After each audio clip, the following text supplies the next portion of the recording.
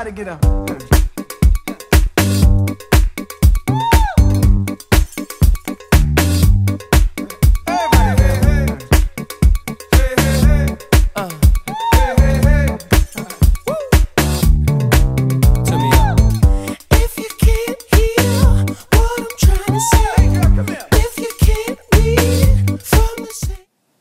Hello, today is September 10th, 1813, and welcome to Channel 8 News. I'm your host, Ron Burgundy. Tonight we start with our main story, the action going on in the War of 1812. The War of 1812 was known as the Forgotten War, or the Revolutionary War Part 2. The war started because America was mad the British were harassing ships and causing problems on the high seas. The irony is 2 days after declaring the war with the British, they repealed the laws. But as we say, the war must go on. So far in the war, the Americans, they have not done so well because of the British and Native Americans led by Tecumseh.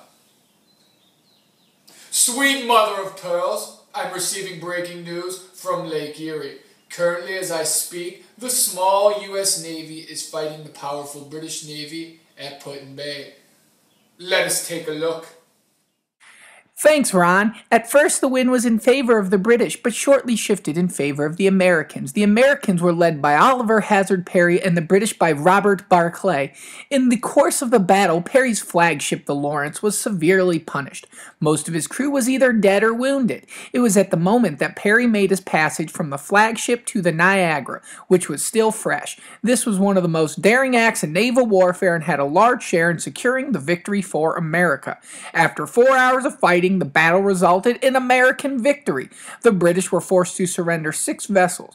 When the issue was no longer in doubt, Perry went back to the Lawrence and accepted the surrender of the British. Back to you, Ron. Thank you, Sally, for that breathtaking footage at the Battle of Put-in Bay, or the Battle of Lake Erie.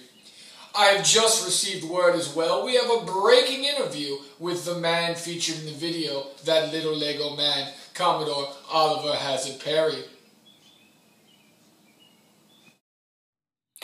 Commodore, thanks for taking the time to join us today.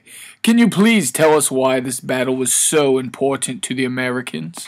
Not a problem. This was important because it would cut off the British supply lines from Canada. I think it was also important because we beat the greatest navy in the world. Now, what did that large navy blue banner say on your main boat, the Lawrence? My eyesight is going and I can't see very well.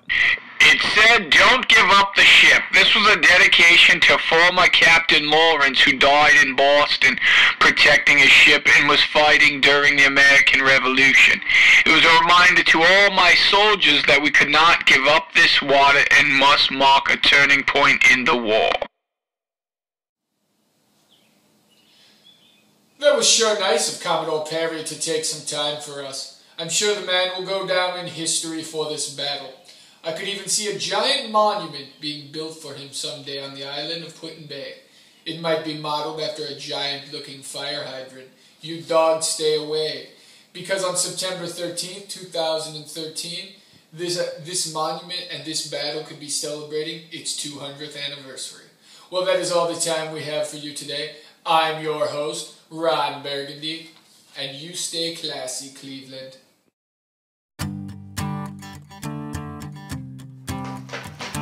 Great Feels like job. a perfect night Really fabulous to dress job. up Great like hipsters. Nice job.